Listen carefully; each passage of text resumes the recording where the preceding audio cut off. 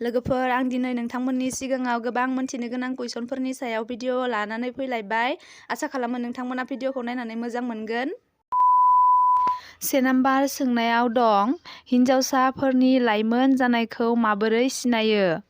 अपसन एआव दं मोखां गोरजा जायो, बिआव दं बिखा गुवार जायो, सिआव दं जानजिनि गाहाय बाहागोआ गुवार जायो, डिआव दं गोजौनि गासैबो।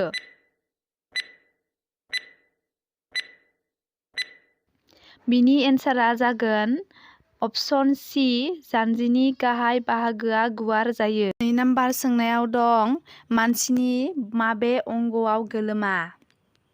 अपसन एआव दं मोखां, बिआव दं उदै, सिआव दं गुस्थि, डिआव दं फेन्दा।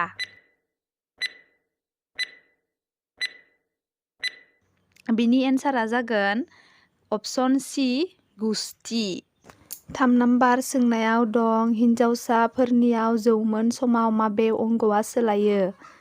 अपसन एआव दं आहार बासाया देरो, बिआव दं मोखाङा गुवार जायो, सिआव दं लोदो जायो, डिआव दं रानथें जायो। बिनि एन्सारा जागोन अपसन ए आहार बासाया देरो। 4 नाम्बार सोंनायाव दं हिनजावसाफोरनि आजायनाय जिउनि खरलबा बेसेबां बैसोसिम थायो? अपसन एआव दं 35 एबा 40 बोसोरसिम, अपसन बिआव दं 45 एबा 50 बोसोरसिम, सिआव दं 55 एबा 60 बोसोरसिम, डिआव दं 25 एबा 30 बोसोरसिम। बिनि एन्सारा जागोन अपसन बि 45 एबा 50 बोसोरसिम। 5 नाम्बार सोंनायाव दं हौवाफोरनियाव माबे समनिफ्राय दारि रज'यो? अपसन एआव दं लाइमोन बैसो, बिआव दं बोराइ बैसो, सिआव दं देरफुहांनाय, डिआव दं मोनसेबो नङा।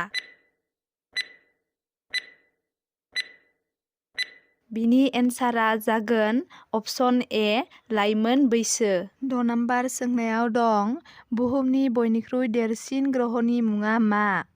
अपसन एआव दं मंगल ग्रह, बिआव दं शनि ग्रह, सिआव दं बृहस्पति ग्रह, डिआव दं शुक्र ग्रह। बिनि एन्सारा जागोन अपसन सि बृहस्पति ग्रह।